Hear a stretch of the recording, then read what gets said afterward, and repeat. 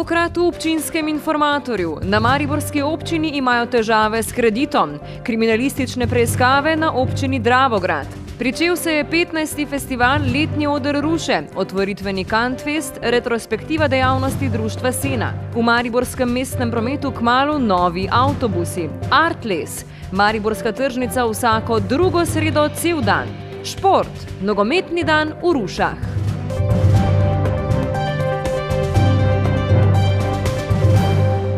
Lepo pozdravljeni. Začenjamo v Mariboru. Mariborska občina naj bi bila namreč v težavah zaradi najema kredita v vrednosti 3 milijonov evrov. Direktor mestne uprave je dejal, da na banki kredita ne odobrijo zaradi posredovanja predsednika Liste za pravičnost in razvoj. Slednji pa je to označil za obtožbe in predvolilno laž. Predstavniki mariborske občine se za kredit dogovarjajo na Deželni banki Slovenije. Najem kredita so predvideli ob sprejemu občinskega proračuna, mestni svetniki pa so takrat zahtevali, da se pred dejanskim najemom kredita predstavniki uprave z njimi posvetujejo. To smo tudi storili. Pozitivnega mnenja sicer ni bilo, ampak gre za neobvezujoče mnenje o primernosti kredita. Kot veste, po statutu in drugih aktih in pa glede na sprejet proračun mestne občine za leto 2014, mestna uprava ni vezana na nikakršno soglasje ali mnenje mestnega sveta. A sedaj banka za nadaljevanje postopka zahteva soglasje mestnih svetnikov, ker so od mestnega svetnika prejeli dokument, ki naj bi to indiciral. Ko so mi potrdili, da gre za dopis mestnega svetnika Stojana Averja. Domnevno je zdaj v tem dopisu zapisano nekaj, kar je neresnično. To pomeni, da mi potrebujemo soglasje mestnega sveta za najetje tega kredita. Po besedah Žule bodo, ko bodo dobili kopijo, dopis preučili. Če bodo ugotovili, da gre za kaznivo dejanje zlorabe položaja, bodo ustrezno reagirali, pravi. Mestni svetnik je, kot je ocenil župan, grobo prekršil svoja pooblastila. Z neresničnimi trditvami skuša preprečiti najetje tega kredita. Na ta način lahko pride do velike škode ne samo za mestni proračun, ampak velike škode za urejenost mesta, za urejenost mesta, ki skozi te investicije skušamo realizirati. Ugotavljam, da letošnji predvolilni čas ne bo samo čas nizkih udarcev na osebni ravni, ampak da bo tudi čas udarcev, kjer se bodo skušalo zlorabljati interes meščanov in meščank mesta Maribora.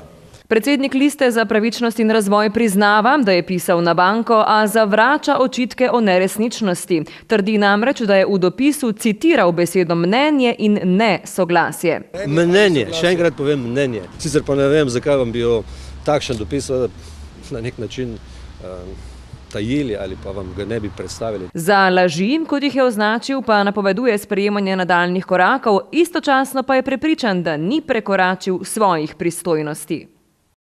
Iz Mariborske na občino Dravograd, kjer teče kriminalistična preiskava. Komandir policijske postaje Dravograd je potrdil, da preiskujejo delovanje oziroma poslovanje občine, županja pa pravi, da ne ve, za kaj gre in da delujejo zakonito. Potem, ko smo neuradno izvedeli, da naj bi na občini Dravograd potekala kriminalistična preiskava, so nam to potrdili na pristojni policijski postaji. Konec julija so dobili anonimno prijavo. Preko državnega tožilstva in seveda tudi preko nacionalnega preiskovalnega urada smo dobili ovadbo zoper delovanje občine oziroma njenih organov, katere sedaj seveda policisti preverjamo v sodelovanju z kriminalistično policijo Policijske uprave Slovenj Gradec. V tej zvezi smo pridobili tudi določeno dokumentacijo, katero smo pregledali. Seveda pa lahko povem tudi to, da anonimna prijava, ki je prispela, je za njo prispela še druga, tako da v tej fazi predkazenskega postopka še seveda policisti zbiramo obvestila in bomo v tem seveda obvestili pristojno državno tožilstvo. Preiskujejo sum kaznivega dejanja oziroma nepravilnosti na občini. Pri javnih naročilih, pri poslovanju občine kot take. Županja občine Dravograd zagotavlja, da delujejo zakonito. Jaz sem zelo presenečena, da so takšne vrste sumi. Tudi razmišljam, kaj bi to lahko bilo, zato ker mi imamo vsakoletno zunanjo revizijo, imamo tudi nadzorni odbor, ki zelo konkretno pregleda vse zadeve, nobenih nepravilnosti nismo ugotovili. V ugibanju razlogov za anonimno prijavo je razmišljala o tem, da nekdo skuša v predvolilnem času diskreditirati tiste, ki trenutno delajo na občini. Zato pravzaprav jaz niti ne vem prav, ampak lahko pa zagotovim, na občini delamo lege artis, bomo delali tudi naprej, čeprav bi nekateri mogoče radi, da bi se to drugače obrnilo. Za ponazoritev izvajanja javnega naročanja je spomnila na primer pred približno 3 meseci, ko so izbirali izvajalca za asfaltiranje. 4 ponudniki so se javili, najnižja cena je bila 29 000 evrov, najvišja pa 44 500. Seveda je dobil ponudbo tisti, ki je bil najugodnejši, ker je kriterij vedno najugodnejša cena. Ampak oba sta bila Dravograjčana in seveda ta, ki je ponudil 44 500 za isto delo kot ta za 29 000, je jezen in potem so govorice sem, govorice tja, ampak mi moramo delati po zakonu. Morda je to priložnost, da preveriva še ene govorice, namreč nedavno naj bi kot svetnik odstopil gospod Primožič in te govorice, ki jih sedaj lahko preveriva, so slednje, da naj bi on odstopil ali kot predpreiskavo, kot posledica te preiskave, ali pa zaradi tega, ker naj bi bilo v neskladju, da njegovo podjetje izvaja šolski prevoz. To ne vem, kako je on, vem, da je odstopil. Lahko pa malo povem o tej zgodbici. Gospod Primožič je kandidiral na listi ali pri stranki SDS in je takrat bil tudi izvoljen za svetnika. Bil je prevoznik šolskih prevozov takrat in je imel 2-letno pogodbo. To se pravi, da je še tekla pogodba v tistem času, ko je dobil svetniško mesto. Mislim, da ga v stranki niso dovolj dobro podučili, kaj pomeni biti svetnik in kaj pomeni delati za občino, v kakih primerih lahko delaš in v kakih ne smeš delati. Ker pa je imel 2-letno pogodbo, je tudi Komisija za preprečevanje korupcije nam dala navodila, da lahko opravlja to delo, dokler se mu pogodba ne izteče. Ko se mu je pogodba iztekla, se on več ni smel prijaviti na razpis in se tudi ni. Govorice in vzroki za odstop torej zaenkrat ostajajo nepojasnjeni. Sume nepravilnosti na občini pa naj bi, kot pričakujejo na policijski postaji Dravograd, razjasnili prihodnji mesec. Čas je za lažje teme, kaj ne? V Rušah se je pričel 15. festival Letni oder Ruše in sicer minuli četrtek z otvoritvijo 12. Kantfesta. Tudi letos so člani strokovne komisije izbrali dobitnike Kant. 15. festival Letni oder se je pričel z 12. Kantfestom. Obiskovalci, ne samo Rušani, so napolnili veliko dvorano Cezama. Zelo dobro je bilo, ker je bil res krajši program in je bolj do izraza prišlo, to, kar so imeli zapovedati, zaigrati. Super organizacija in tudi izvedba. Ker očitno Kantfest vsako leto obišče več ljudi, je navdušen tudi producent, vendar preudarno. Probamo kontrolirati občutke, mislim, tako razumno smo navdušeni.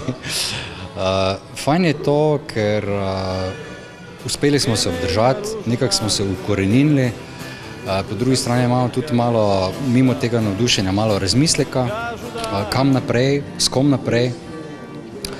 Tisto, kar pa je, se mi zdi, dosežek letošnjega leta naspram temu, kar smo si zadali, je pa bil res močen načrt, da povečamo kvaliteto. Tako je že prvi večer oder prevzel tudi znani umetnik, ki kljub stažu še vedno čuti tremo. Jaz cvikam, Meni je gospod Frane Miličinski rekel, ker sem rekel, da imam tremo, da se mi čas noge tresejo. Meni je rekel, da boš mislil, da bo starejši, da bo kaj lažje, zmeraj težje bo.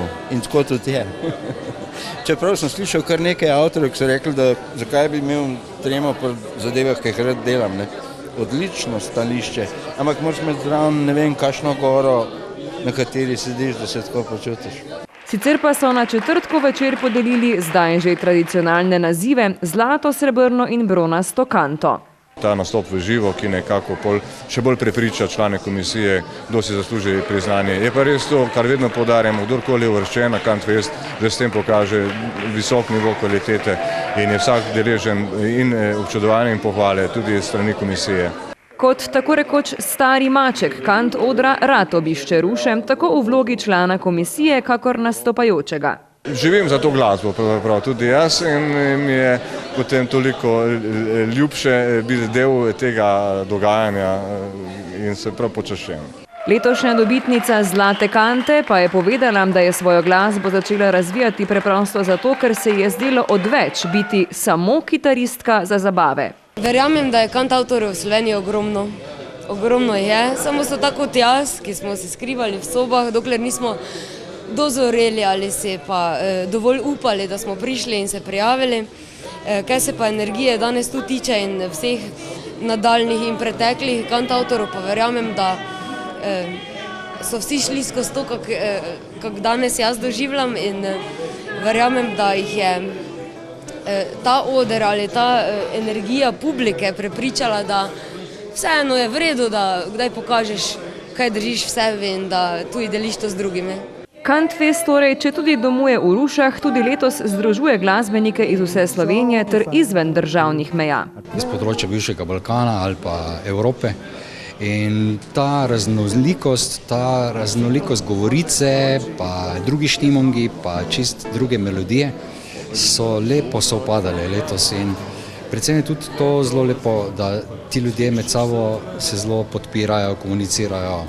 Jaz mislim, da bomo najbrž naredili kak korak naprej, da bomo še bolj čez mejo sodelovali, pa da bodo drugi not prihajali. Tekmovanje, v katerem se kantavtorji potegujejo za kante, pa je, kot pravi, bolj šaljivo. To je v bistvu ta naš geg, ta naša finta s temi kantami. Jaz upam, da to tisti, ki jo ne dobijo, ne jemljajo kot nekega poraza. Je pa res, da ta kanta tistemu, ki jo pač dobi, pa je nek newcomer, še ni kaj bistvenega v tem glasbenem smislu dosegel, mu zelo pomaga, ker mu pomaga posneti nek promocijski CD v resnem studiu in dobi 150 izvodov in si s temi 150 izvodi lahko nekaj začne. Tako bi morda lahko rekli, da mladi kantavtorji na glasbeni trg prodirajo prek ruškega odra. Še smo v Rušah in še pri programu 15. festivala Letni oder, sta pa po glasbi na vrsti razstavi. Eno so v Bistrici ob Dravi pripravili člani društva Sena, drugo pa Zdenka Vovšek v Cezamu.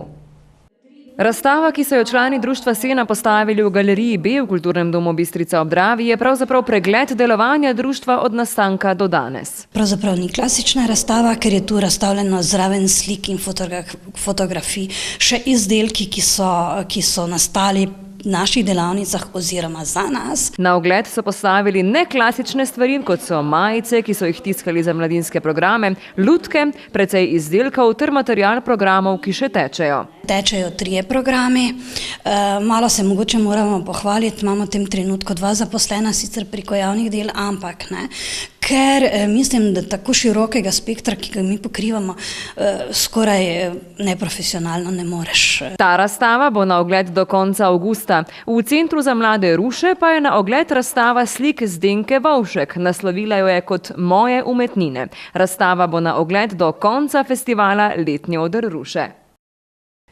Iz Ruš v Maribor. Mariborski župan je namreč minulo sredo podpisal pogodbo za nakup 5 novih avtobusov za mestni potniški promet.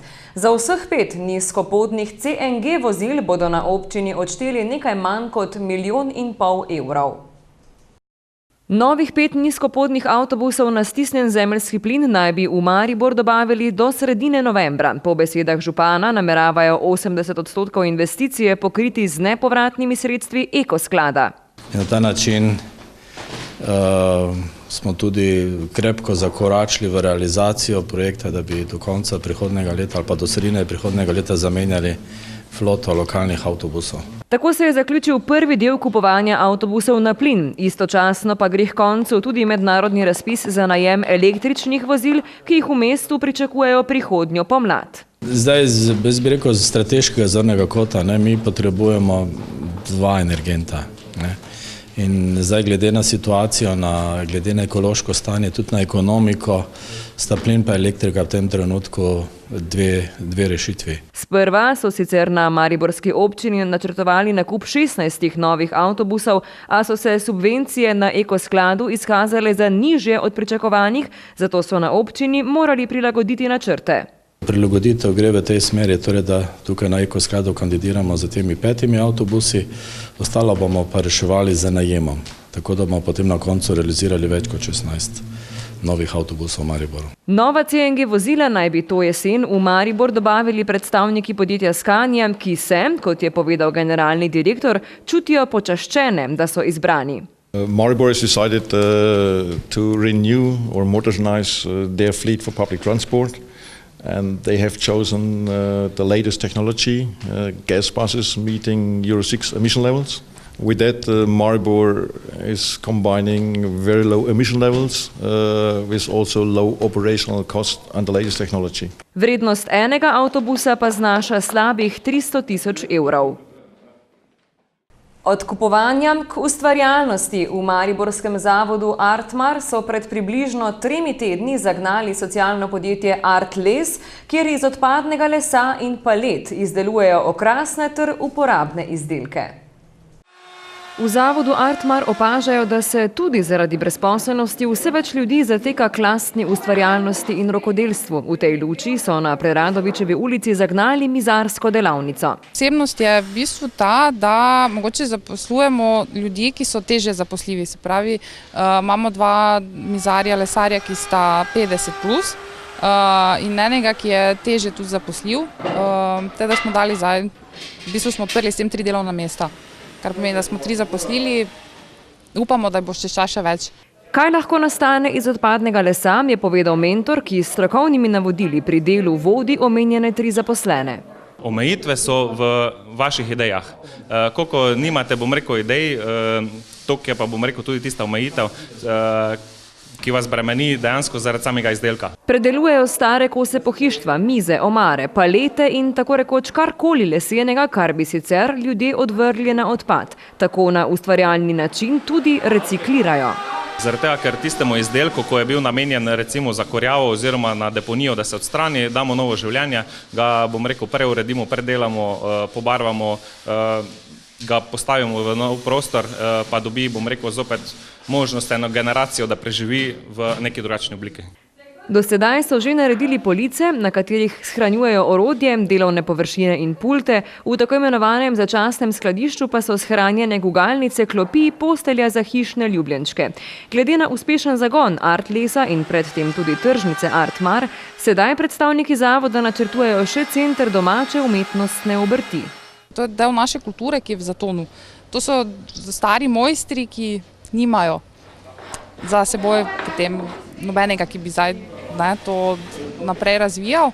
V bistvu to je naša osnovni cilj, v bistvu ta, da domačo obrt ponovno zaženemo. Glede na načrte naj bi ta center nastal na Pobrežju čez približno 2 meseca. Še smo v Mariboru. Po dobro sprejeti večerni tržnici, ki so jo predstavniki podjetja Snaga organizirali konec junija, so se s prodajalci dogovorili, da bo tržnica odslej delovala vsako drugo sredo ves dan. Mi smo jo obiskali minulo sredo, a so branjevke in branjevci nezadovoljni. Celodnevno tržnico je kljub slabemu vremenu obiskalo nekaj ljudi, saj prisegajo na lokalno in domačo hrano. Na idejo o celodnevni tržnici pa imajo različne poglede. To pa je zelo pametno, ker danes ne more noben med službo več priti. Včasih smo še lahko med malce odleteli, pa smo kupili kaj, zdaj pa več ne morejo. Mladi ste preveč zasedeni. Zelo pametno za tiste, ko so v službi. Ja, bomo videli, kako se bo obneslo. Če do ljudje popoldne prišli, ker smo navajeni za poldan. Mislim, da skoraj ne bi bilo potrebno, ker pa je zelo dosti tako, da dopoldan ljudi kupijo. So pa precej bolj nezadovoljni branjevke in branjevci. Ja, to ni slaba ideja, samo v glavnem parkirišče. Za to tržnico najbolj moti parkirišče, dostop strank, to je najbolj pomembno, ki veste, kaj naprimer dosti starejših ljudi pride in če je že 5 kil, je že težko.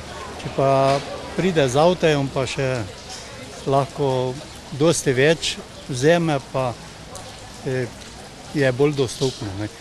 Tota tržnica mora red imeti, pa dostop. Te pa bo zaživela, drugače pa ne bo zaživela nikoli. No tako je, to nič, ker kmete ne bojo tako dolgo tu ostali. Doma imajo tudi delo in to živite, da že zdaj prazna tržnica. Vseh 12. Kdo bo šele prišel popoldne? Da bi tržnico malo boljše popravili, kak je, da bi ljudje imeli apetit sploh priti na trg. Vse pa nič nimamo. To je včasih vse taka nečistoča, da skoro ni za tržnico. A na očitke branjevk in branjevcev na Snagi odgovarjajo. Dejansko je pobuda za celodnevno tržnico nastala na večerni tržnici, ki je bila organizirana konec meseca junija. Takrat smo se malce pogovarjali in na pobudo samih branjevcev je potem prišlo do ideje celodnevne tržnice. Se pravi, da bi to naredili res vsako drugo sredo. Rekli smo, da bomo počakali, da se čas dopustov zaključi in potem konec avgusta začeli uvajati ta projekt. Tako da ne vem, zakaj ne bi bili zadovoljni, na vse zadnje mi jih tudi ne silimo, odločitev je povsem prostovoljna. Mi se zavedamo, da vsak, ki prideluje domačo zelenjavo na domači njivi, mora to njivo tudi oskrbovati in če je dopoldne na tržnici, če nima zaposlenih ljudi, redki jih imajo, potem je seveda treba popoldan nameniti tudi za to vrstna opravila, torej na samem vrtu. Na očitke glede slabe prostorske urejenosti pa so na Snagi pojasnili, da obstaja pobuda, da bi prostor celostno obnovili. Vemo, da so dežniki problematični, predvsem na takšne deževne dni, ki jih v letošnjem poletju žal ni bilo malo. In v mestu obstaja pobuda o tem, da bi se ta prostor celostno uredil, rešilo tudi odvodnjavanje, rešilo nadstrešanje, tako da sem zelo pozitivna, kar se tiče tega, da bo ta prostor v bližnji prihodnosti izgledal drugače. Da pa vse le ni tako negativno, bodo vslej s to tržnico domačega sadja, zelenjave, mlečnih in mesnih izdelkov dali priložnost tudi tistim, ki so do poznega popoldneva v službi. Ob tem pa napovedujejo pestro dogajanje v vikendih, med drugim namenjenim tudi družinam. Potem imamo tukaj ob petkih festival kulinarike na zgornjem platoju osrednje tržnice, kjer se predstavljajo različne restauracije, gostilne, v živo kuhamo, možno je pojesti tukaj malico, kosilo ali pa vzeti karkoli za zraven, tako da to je ob petkih. Ob sobotah pa imamo pripravljene različne tematske dogodke, konkretno to soboto pripravljamo otroške delavnice na tematiko ekopodeželje, tako da se bodo otroci malo naučili o tem, kako doma vrtnariti, katere živali lahko najdemo na kmetiji in podobno. Si pa želijo, da bi tržnice v Mariboru dolgoročno znova postale mesto, kjer se združuje prijetno s koristnim.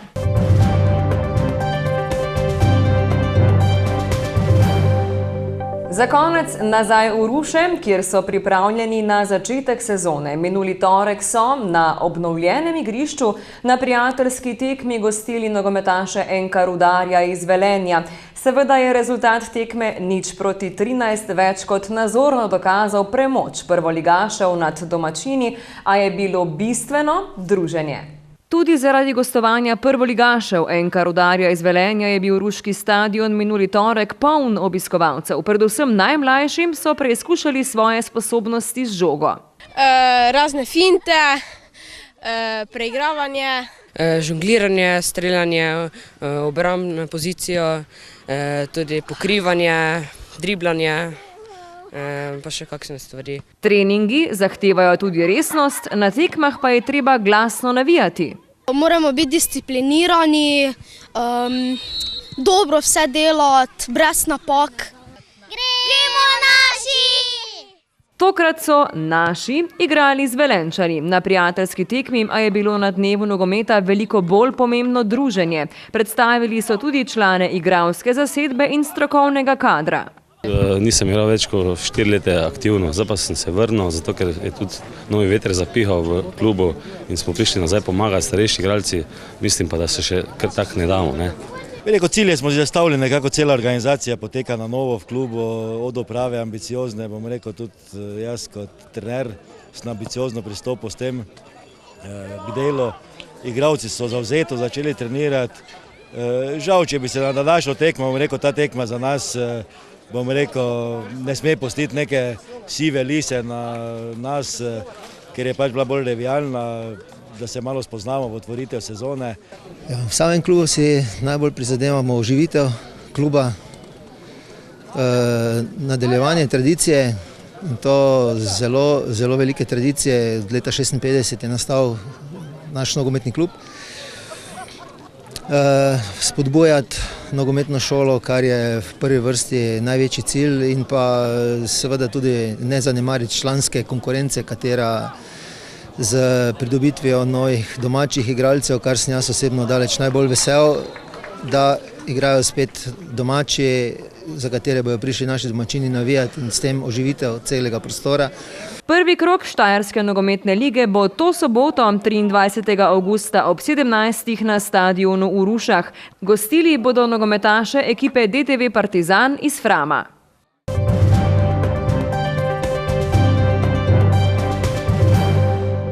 Preverimo še, kaj se te dni dogaja v naših krajih. To soboto, 23. avgusta ob 9:30 lahko obiščete selniško tržnico Dobrod. V Rušah te dni poteka 15. festival Letni oder. To soboto ob 20. lahko greste na koncert Maf in Ana Pupedan na glavnem odru. V nedeljo 24. avgusta ob 20. bo na glavnem odru stand-up večer. Podrobnejši program preverite v programski brošuri ali na spletni strani festivala. Sicer pa lahko to soboto ob 20:30 greste tudi na koncert Magnifica v UŠC Maribor. V nedeljo 24. avgusta ob 14. pa se lahko udeležite dneva radlškega nogometa na stadionu v Radljah ob Dravi. Toliko za enkrat. Če želite biti dobro obveščeni, nas spremljajte tudi na spletnem portalu bktv.si in seveda na naši Facebook strani. Hvala, ker ste nas spremljali danes pred televizijskimi ekrani. Se vidimo kmalu. Nasvidenje.